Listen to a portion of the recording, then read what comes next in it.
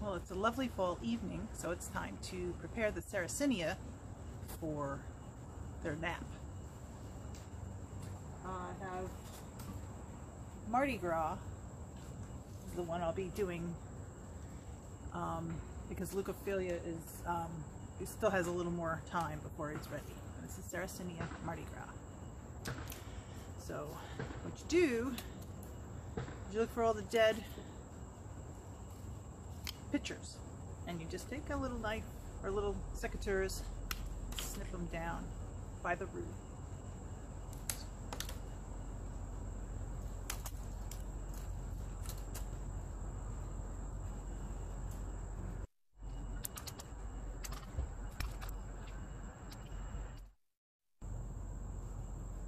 Okay, so now that we did all that, I just left this one because it's still new.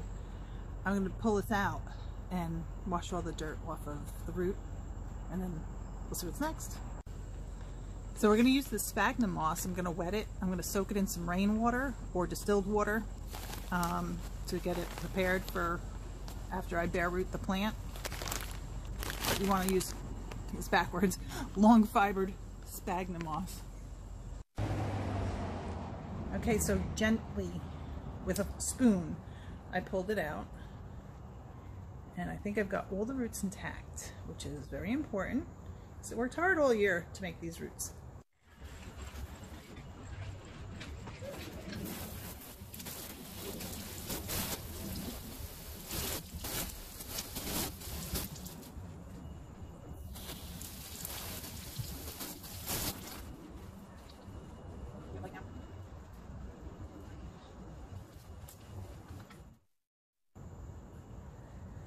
So this, I can't say that, is the rhizome. I still have a little work to do to get some of that dirt out. But you don't want anything in there that can, you know, maybe create mold. Looks much cleaner. So I've soaked this in some rainwater that I was using to feed the Sarracenia. So it should be nice and moist. And then I'm going to put it in a plastic bag.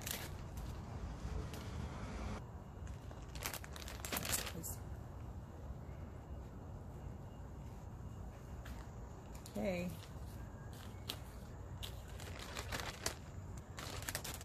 I am going to wrap it a little bit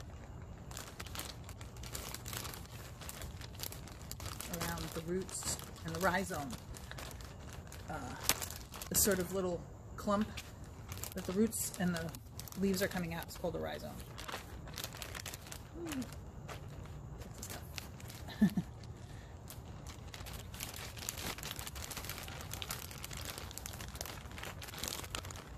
Make a nice little bed. Leave the leaf exposed. There's only one leaf on there. Okay, so I'm lucky enough to have a little fridge in my shed that I can stick these guys in. I'm only going to do the one tonight. I'll do the others tomorrow. And we'll say goodnight for like 2 weeks. We'll check it, make sure that it stays moist. Well, it's February 26th, and I have all of Sarracenias from the refrigerator. I did keep one out and let it stay, and it's doing quite well. It's spent the whole winter outside. It's a more northern variety. There were there's a few little sprouts on that one. So let's see how these guys look.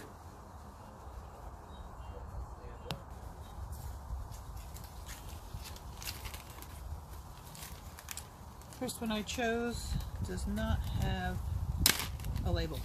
Get another pot here to put this sphagnum moss in. Stayed moist the whole winter, so hopefully the rhizome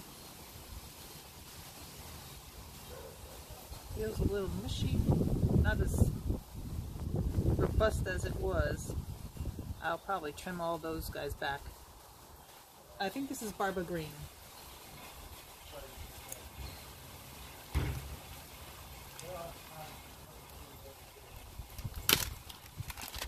This one is Scarlet Belle. Let's see how she did. Some of the bells actually still look pretty good. Got some young ones. Alright, got hopes for this one.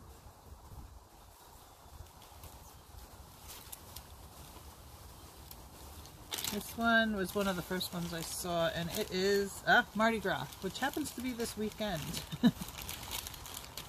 I know I'm a little bit late. I said Valentine's Day, but it was very cold on Valentine's Day weekend. And then we got another cold snap. Okay, so looking a little rotten. But we, I don't know. We'll have to see how that goes. One more. Farnham Dark. Okay. This is one I thought was going to be kind of red in color. And it is very machad. Hey, buddy. Ooh, this one looks like it had some mold damage. So, I should have been checking them, but I didn't check them as often as I should have. Alright, well, let's see how it goes. So I've got some rainwater from the rain barrel, and I'm soaking their old dirt so that I can get it nice and moist. I tried leaving it out in the rain. I think I'm going to give up on, I think it was Mardi Gras, that was all rotten. But I'm going to do Scarlet Belle next.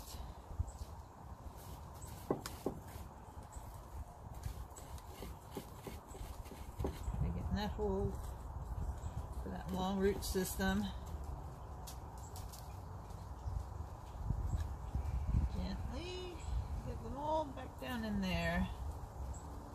Oh, we got some Venus flytrap remnants. Okay.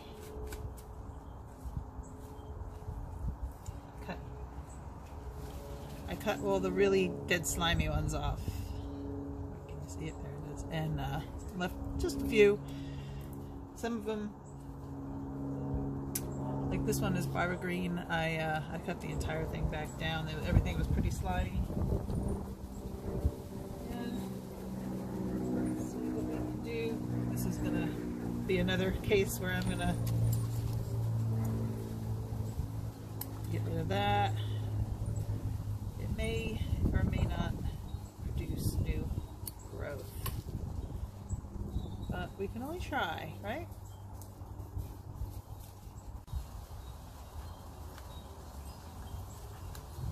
Okay, probably good to go. I'm going to put the rest of this rainwater in the tray, sit it back out in the sunny front yard, which we have a southern exposure in the front yard, and that's where they were most of the summer. Well, actually I lie. They were in my terrarium for most of the summer, but then in the fall I put them outside and they were fine. And I'm going to try them outside this year. Okay.